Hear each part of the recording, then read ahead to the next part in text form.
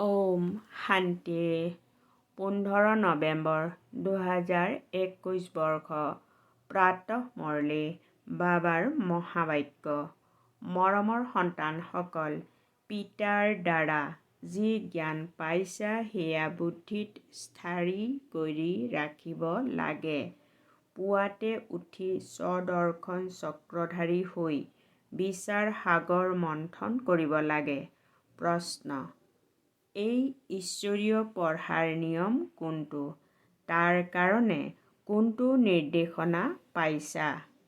উত্তৰ: এই ঈশ্বৰীয় পঢ়াৰ নিয়ম হৈছে নিয়মিত পঢ়া। কেতিয়াবা পঢ়া কেতিয়াবা নপঢ়া, এইটো নিয়ম নহয়। বাবাই পঢ়াৰ কাৰণে বহুত প্ৰবন্ধ কৰি দিছে। পঢ়া অৰ্থাৎ মুৰলী ইয়াৰ পৰা ডাকত যায়। 7 দিনৰ পাঠ্যক্ৰম কৰি যিকোনো স্থানতে পঢ়িব পাৰা। পঢ়া কেতিয়াও ক্ষতি কৰিব নালাগে। গীত। ওম নমঃ শিৱায়ে। ওম শান্তি। যিসকল সন্তান ইয়াত বহি আছে তেওঁলোকে ৰচয়িতা আৰু ৰচনাৰ আদি মধ্য অন্ত অথবা স্বদৰ্শন চক্ৰক স্মৰণ কৰে। পিতাই সন্তানসকলক জ্ঞান দিছে যে স্বদৰ্শন চক্ৰধাৰী হোৱা। তোমালোক ব্ৰাহ্মণ সন্তানসকলৰ উদ্দেশ্য হৈছে স্বদৰ্শন চক্ৰধাৰী হোৱা।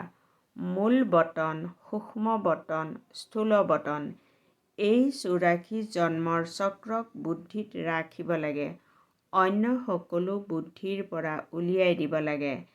এতিয়া তোমালোক সন্তানসকলৰ বুদ্ধিত আছে যথাযথ পিতাই আমাক সূৰ্যবংশী চন্দ্ৰবংশী কৰি তুলিছিল। আকৌ 84 জন্ম ললো।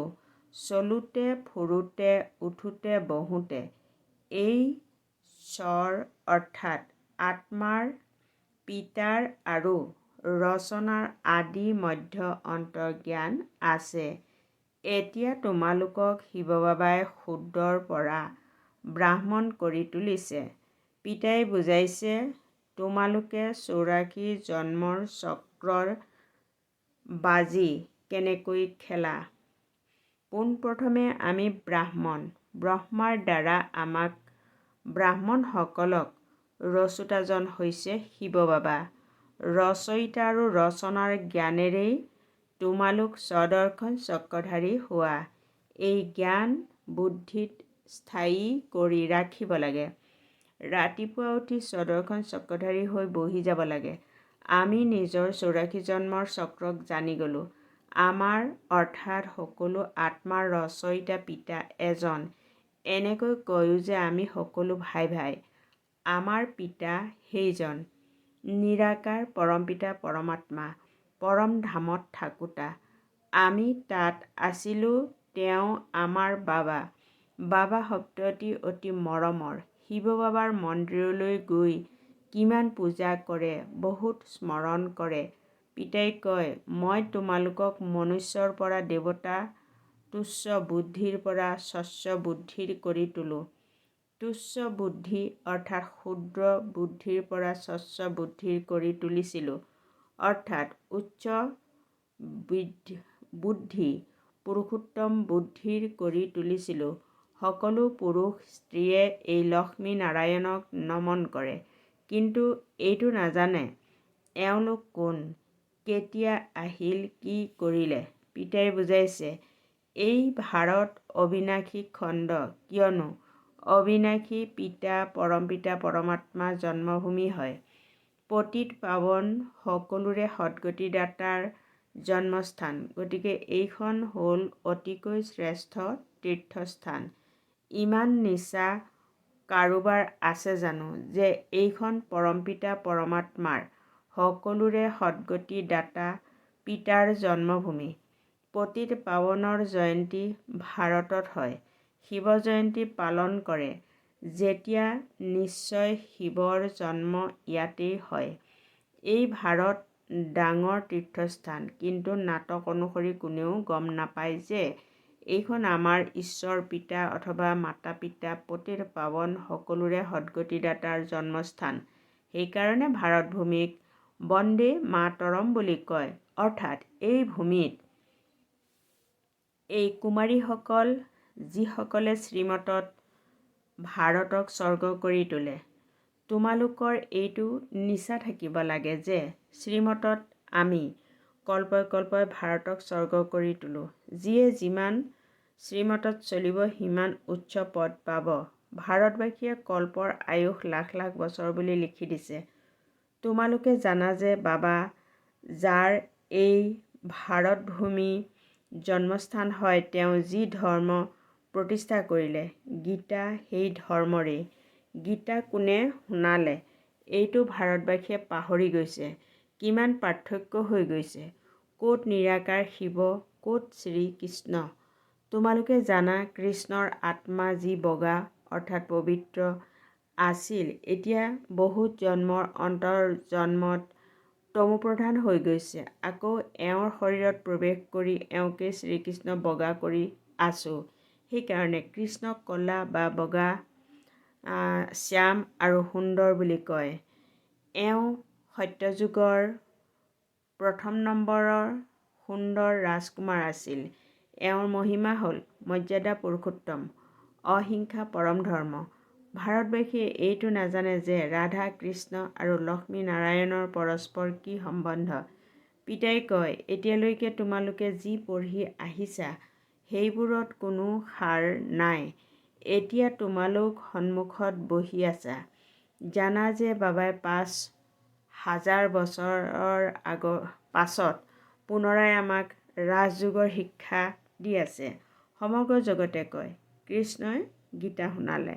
পিতাই কয় কৃষ্ণৰ সৃষ্টিৰ আদি মধ্য অন্তৰ জ্ঞানেই নাই। কৃষ্ণৰ আত্মাই পূৰ্বৰ জন্মত এই জ্ঞান প্ৰাপ্ত কৰিছিল, এতিয়া কৰি আছে, যাৰ নাম মই ব্ৰহ্মা ৰাখিছোঁ। তেওঁৰ বহুত জন্মৰ অন্তৰ্জন্মত এই মই প্ৰৱেশ কৰোঁ। তোমালোক জীৱন্তে মৃত হৈছা নহয়। তোমালোকৰ অব্যক্ত নামো ৰাখিছিলোঁ, এতিয়া নাৰাখোঁ, কিয়নো বহুত আঁতৰি গুচি গ'ল। বাবাৰ হৈ নাম ৰাখি আঁতৰি গুচি গ'লে ইয়াতো শোভা নাপায়। সেইকাৰণে নাম দিয়া বন্ধ কৰি দিলোঁ। এতিয়া তোমালোক ব্ৰাহ্মণ হৈছা, প্ৰজাপিতা ব্ৰহ্মাৰ সন্তান, শিৱ বাবাৰ নাতি হোৱা। পিতাই কয় উত্তৰাধিকাৰ তোমালোকে মোৰ পৰা ল'ব লাগে, গতিকে মোক স্মৰণ কৰা। এওঁৰ এইটো বহুত জন্মৰ অন্তৰ্জন্ম। সূক্ষ্ম বতনত যিগৰাকী ব্ৰহ্মা দেখুৱাই তেওঁতো পাৱন হয়। সূক্ষ্ম বতনত প্ৰজাপিতাতো থাকিব নোৱাৰে। পিতাই বুজায় এওঁ ব্যক্ত বৃক্ষৰ অন্তত থিয় হৈ আছে। ইয়াত সন্তানসকলৰ লগত যোগত বহি আছে, পবিত্ৰ ফৰিস্তা হ'বৰ কাৰণে। সেয়েহে সূক্ষ্ম বতনত দেখুৱাবলগীয়া হয়। ইয়াতো প্ৰজাপিতা নিশ্চয় লাগে। সেয়া অব্যক্ত, এয়া ব্যক্ত। তোমালোকো ফৰিস্তা হ'বলৈ আহিছা। এই ক্ষেত্ৰতে মনুষ্য বিবুদ্ধিত পৰে, কিয়নো এয়া হ'ল একেবাৰে নতুন জ্ঞান। কোনো শাস্ত্ৰ আদিত এই জ্ঞান নাই। ভগৱান এজন উচ্চতকৈও উচ্চ নিৰাকাৰ পৰমপিতা পৰমাত্মা, সকলো আত্মাৰ পিতা। তেওঁৰ থকা স্থান হ'ল পৰমধাম। তেওঁক সকলোৱে স্মৰণ কৰে যে আহক আমাৰ ওপৰত মায়াৰ পচ্ছায়া পৰি গৈছে, পতিত হৈ গৈছে। এই কথাবোৰ নতুনকৈ অহা সকলৰ বুদ্ধিত ধাৰণ নহ'ব। এতিয়া তোমালোকে ৰচনাৰ আদি মধ্য অন্তক জানা। সত্যযুগত আমি বহুত কম সংখ্যকে ৰাজত্ব কৰিছিলোঁ। তাত অধৰ্মৰ কথা হ'ব নোৱাৰে। শাস্ত্ৰবিলাকত কিমান কথা লিখি দিছে, কিন্তু সেইবোৰত কোনো সাৰ নাই। শ্ৰী শ্ৰী বাবাই কৈছে চিৰি অৱনমিত হৈ হৈ অন্তত এতিয়া পতিত হৈছে। এতিয়া তোমালোকে জপিওৱাৰ বা অৱনমিত হ'বলৈ 84 জন্ম লাগিল ছেকেণ্ডত জঁপিওৱা। তোমালোক সন্তানসকলে এতিয়া ৰাজযোগ শিকি আছা, আকৌ শান্তিধামলৈ গৈ সুখধামলৈ আহি যাবা। এয়া হ'ল দুখধাম। প্ৰথমে তোমালোকে আহিছা, গতিকে পিতাইও পোনপ্ৰথমে তোমালোকক সাক্ষাৎ কৰে। ইয়াত পিতা আৰু সন্তানসকল, আত্মা আৰু পৰমাত্মাৰ মেলা হয়। হিচাপ আছে নহয়। আমাৰ পিতাৰ পৰা বিদায় লোৱাৰ ৫,০০০ বছৰ হ'ল। পোনপ্ৰথমে স্বৰ্গত ভূমিকা পালন কৰিলোঁ। তাৰ পৰা ভূমিকা পালন কৰি কৰি তোমালোক অৱনমিত হৈ আহিলা। এতিয়া তোমালোক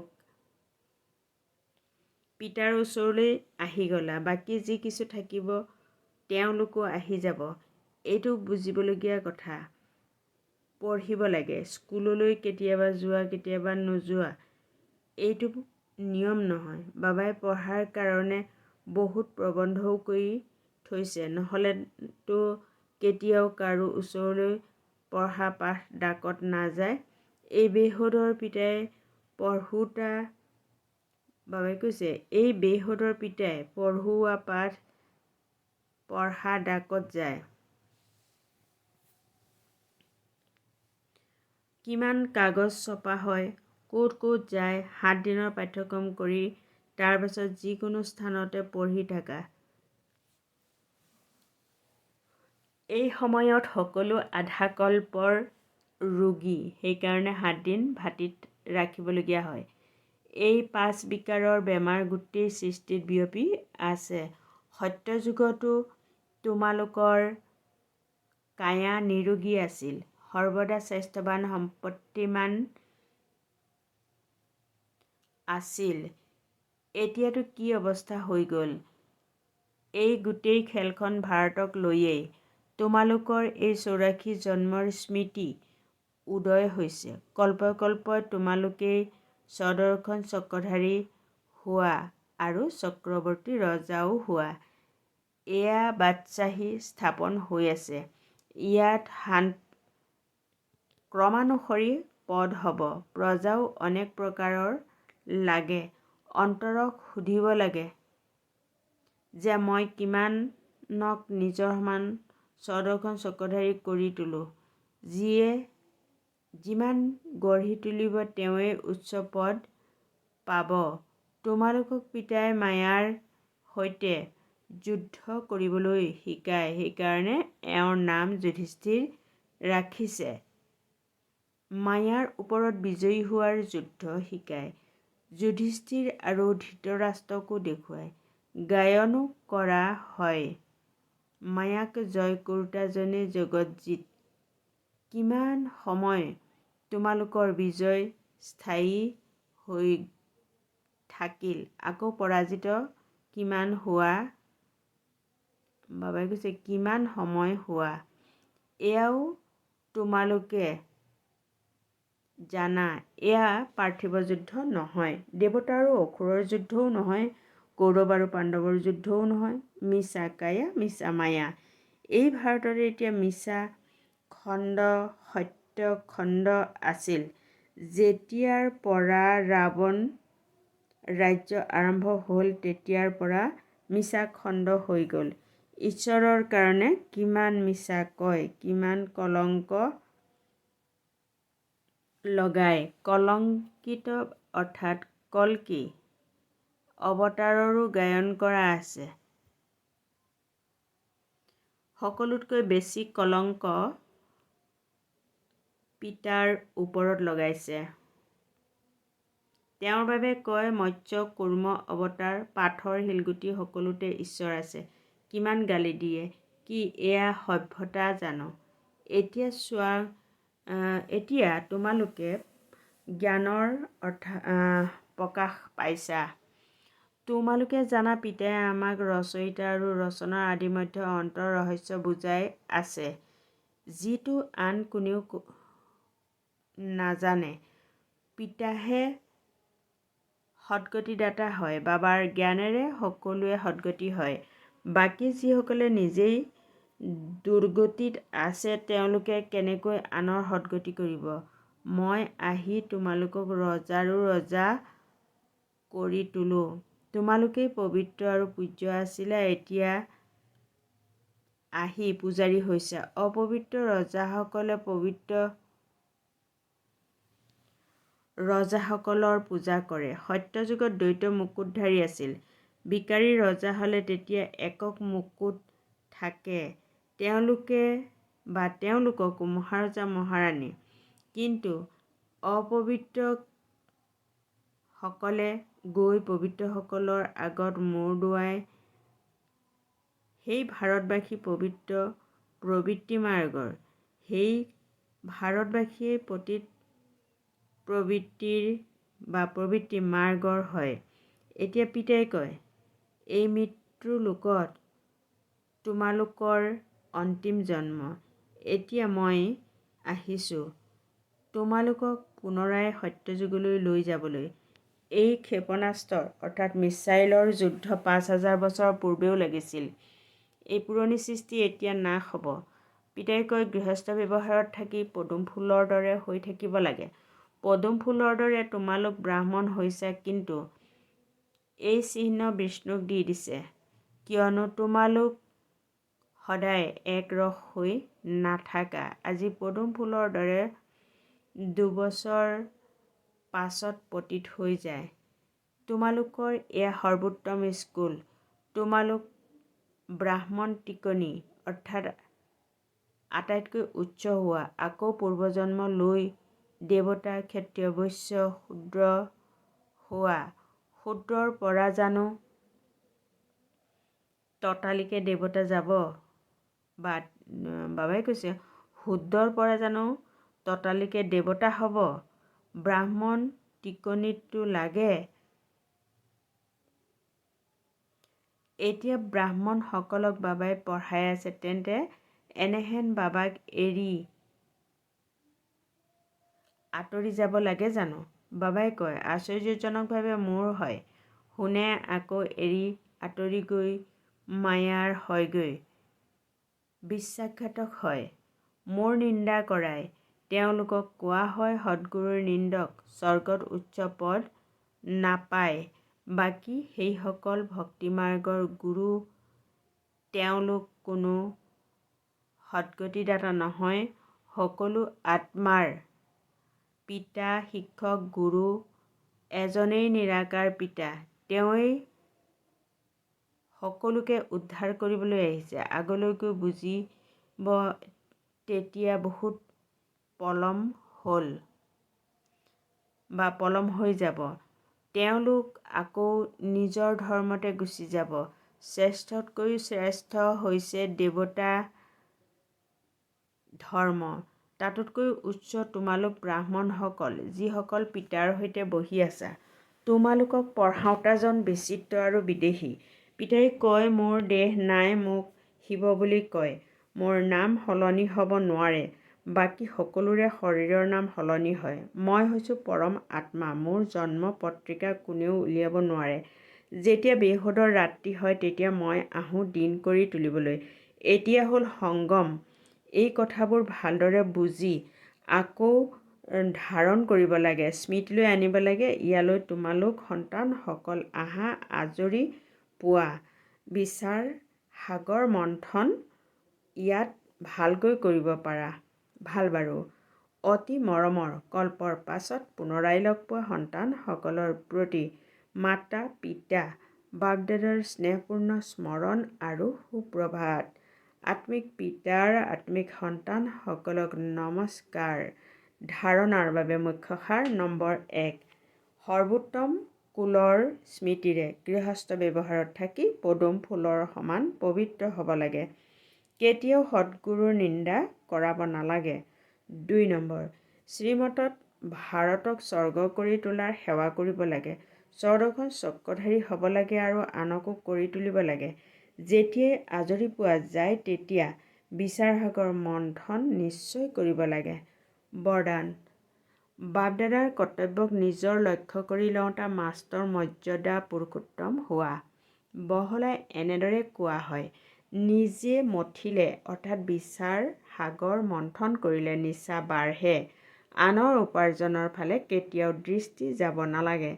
আনৰ নিচাক লক্ষ্য কৰি লোৱাৰ সলনি বাপ-দাদাৰ গুণ আৰু কৰ্তব্যক লক্ষ্য কৰি লোৱা, বাপ-দাদাৰ সৈতে অধৰ্মৰ বিনাশ আৰু স্বধৰ্মৰ স্থাপনাৰ কৰ্তব্যত সহায়কাৰী হোৱা। অধৰ্ম বিনাশ কৰোঁতাই অধৰ্মৰ কাৰ্য বা দৈবী মৰ্যাদাক উলংঘন কৰাৰ কাৰ্য কৰিব নোৱাৰে। তেওঁলোক মাষ্টৰ মৰ্যাদা পুৰুষোত্তম হয়। শ্লোগান: জ্ঞান পূৰ্ণ হৈ ব্যৰ্থ প্ৰশ্নবোৰক স্বাহা কৰি দিয়া, তেতিয়া সময় ৰাহি হৈ যাব। ওম শান্তি।